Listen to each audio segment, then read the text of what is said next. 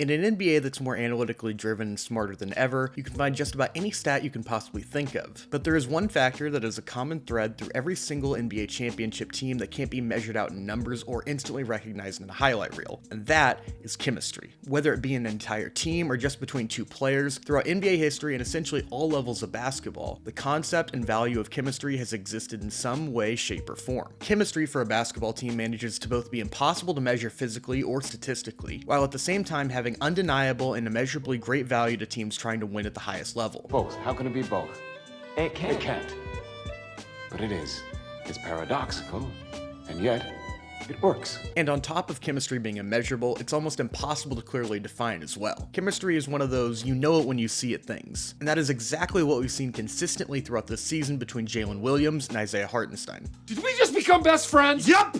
Whether it was Chris Paul and Blake Griffin, Steve Nash and Amari Stoudemire, James Harden and Clint Capella, Stockton and Malone, Steph and Draymond, and on and on. It's a tale as old as time in the NBA where an elite ball handler and a high-level big man come together to create basketball magic through the two-man dance that is the pick and roll. This is a dynamic that the Thunder have had slow roasting for a while now, and seemingly things are starting to really heat up between the two at just the right time, with playoff basketball just around the corner. Early on in the season, I asked both JDub and Isaiah Hartenstein about their pick and roll dynamic as a duo, how quickly things have clicked between them, the earlier turns, and their overall chemistry playing together. Dub, it's only been about 10 games. You guys have an iHeart back. You guys have built a lot of chemistry, it seems like. What's been sort of gone into that, and was it like an immediate clicking thing in training camp, or is it sort of built upon?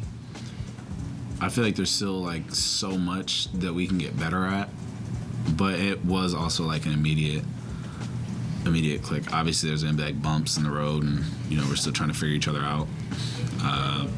But yeah, I think it's like a combination of practice, talking on the court, and trying to figure out, in-game reads.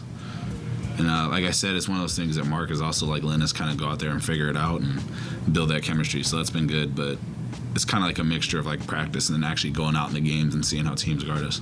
I didn't really know that coming in, how good of a playmaker he is. I think I caught maybe 2 lobs last year, and I think some games I've caught 4 just from him. So it just him playmaking, giving me easy looks has been great, but I think sometimes I gotta do a better job getting him easier looks too.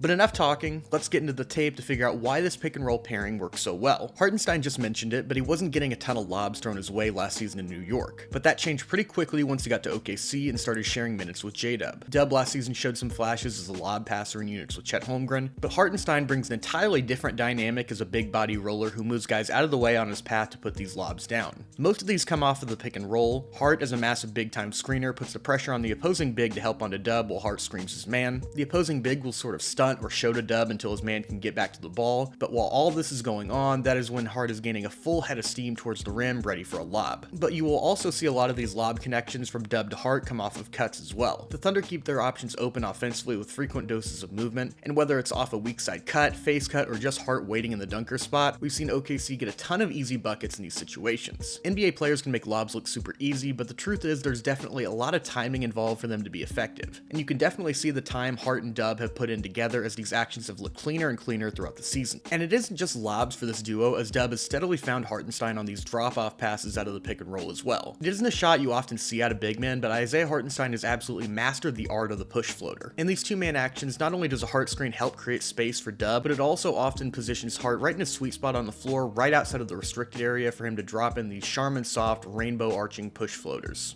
The pick and roll at its core is basically a game of cat and mouse where the ball handler is manipulating the defender into making the wrong decision, sort of like a read option in football. It comes down to one defender, usually the big, and based on where they end up committing, that tells Dub whether he needs to throw a lob, kick it out, go for his own shot, or drop the ball off to Hart. No touching! No touching! No touching! No touching! And although Hart does bring a ton of value as a contact screener, we've also seen a ton of success from this tandem when he opts to slip the screen. For those unaware, slipping a screen is when the screener fakes like they're going to set a pick, only to not make any contact and go straight into a roll to the rim. This wrinkle can throw off the timing of a defense as well as punish them for switching, where the opposing big man warns the on-ball defender about the incoming screen. That defender likely will brace for contact and get ready to switch, or fight over the screen, only for the screener to pull the chair on them. Mark Daigneault has talked about it time and time again that NBA players are too good and too smart for you to give them the same look every time without them figuring out the answer. So having the option between a traditional pick and roll with a hard screen or slipping the screen helps to keep opposing defenses honest and guessing. Going Going back to Hartenstein as a cutter, again this is an area where the fruits of their labor have continued to show, with both Hart and Dub seemingly becoming more familiar and comfortable playing together. Hart has great feel and instincts as a cutter, finding soft spots in opposing defenses, but he also does it without hardly ever stepping on JDub's toes by clogging up the paint on his drives. Dub is one of the more dangerous and dynamic drivers and rim scorers in the NBA today, but in the event that he does get into some trouble or get swarmed by multiple defenders, he always has old reliable waiting on him as a release valve in the form of Isaiah Hartenstein, ready to receive a pass. On the other side of the equation, Hart has also made life a lot easier for JDub as a scorer. The Thunder have had a ton of success with these two running DHOs. DHO, which stands for dribble handoff, is pretty self-explanatory, where a player will dribble over to a teammate before handing the ball off to them, while simultaneously setting an on-ball screen or slipping. Either way, it's a different avenue to create an advantage for a ball handler with the threat of an on-ball screen. Guys like Nikola Jokic and Domantas Sabonis have mastered this craft, but I really love Hartenstein's ability to recognize when to implement these sort of impromptu DHOs in the Thunder's offense. Hart, as a non-shooting threat, will often have his defender sag off of him, and rather than just standing still, Hart quickly reads that and calls for the ball to set up a DHO where the on-ball defender is basically out on an island without a life raft trying to stay attached to Dub while getting stonewalled by a Hartenstein pick. The Thunder have also loved to flip the script, weaponizing Hart's playmaking skills along with Dub's dynamic cutting talents. Dub does a tremendous job of staying active and available during these plays when Hart has the ball. Instead of just standing around on the perimeter, Dub consistently finds alleyways for him to get downhill on these cuts for Hart to find him on. We've also seen the two build up a ton of chemistry on these backdoor cuts and passes. A ton of these are just reads, quick eye contact, or playing off of feel, and they've continued to get smoother throughout the season as these two dance partners continue to get more familiar and comfortable with each other. The precision with which Hart can hit some of these backdoor cuts is absolutely insane, putting the ball right on the money for Dub inside of some pretty tight windows while hitting Dub in stride towards the rim. And occasionally we'll see Hart go Kevin Love mode with these fast break outlet passes to hit Dub in transition, including this nuts pass where Hart hits Dub in stride with a dime off the dribble, only using his offhand. And even if he doesn't end up with the assist on the play, Hart does a fantastic job of creating easier scoring opportunities for Dub throughout a game. Screen assists are a somewhat newer concept in which the idea is that instead of a pass creating scoring advantage that results in assist, it's actually the screen that serves the same value to a scorer as a nice dime. Often you'll see a screen somewhat fail, only for Hart to reset and flip the screen to the opposite side and take away the on-ball defender to help Dub get an advantage going downhill. And those screen assists aren't limited to just coming on the ball and pick and rolls either. As Dub has continued to develop as a jump shooting threat, the Thunder have put him more on the move for these catch and shoot looks coming off Hart screens away from the ball. Just like the on-ball screens, when Hart sets a pick away from the ball, it more times than not is going to create contact as well as some space for Dub to get some clean looks up from. These massive screens by Hartenstein a lot of times can force defenses into switches that they'd rather not make. The list of guys who can guard Dub in space while also being comfortable rolling with Hartenstein to the rim might be less than a handful of players today. Like on this one, Anthony Edwards is matched up with Dub, Hart sets a screen and rolls, taking it with him and leaving Julius Randle on an island with Dub, only to get absolutely cooked on this step back three. Teams will often put their bigs in drop coverage against the Hart and Dub pick and roll, but that too has been deployed to minimal success. Defenses do this by dropping their bigs back during the pick and roll and floating towards the rim until the on-ball defender can get back into the play.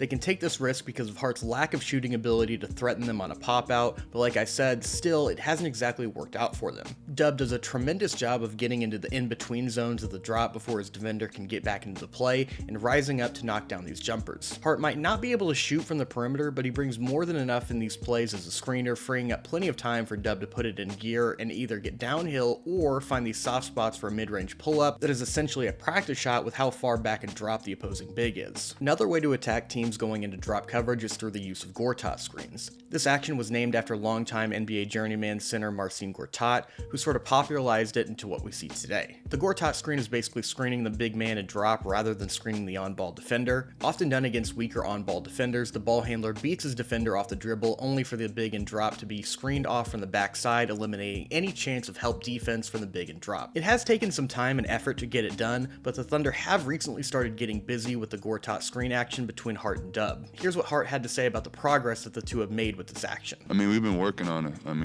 We've been really close to getting that Gortat screen, and then we finally get it 2 times in a row tonight. So I think we're just going to keep building, keep getting better together.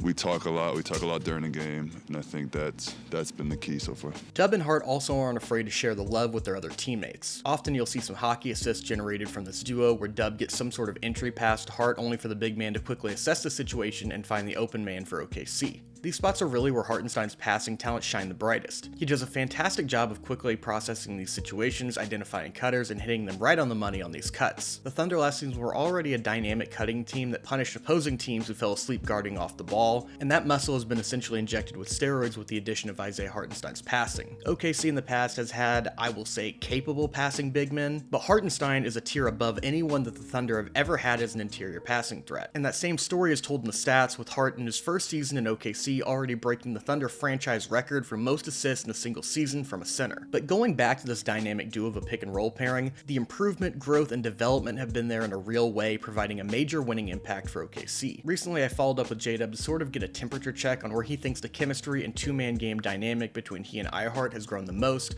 almost 70 games later into the season. Over the course of the regular season, it seems like your dynamic with Hart has like really evolved and continue to go higher and higher. I know we talked about like sort of in the preseason you could see some of that coming, but over the course of the season, where have you guys improved the most just as a duo? Because like I remember going back earlier in the season, there was like even the point where you guys were really excited about the Gortat screen action. So where's that sort of evolved to?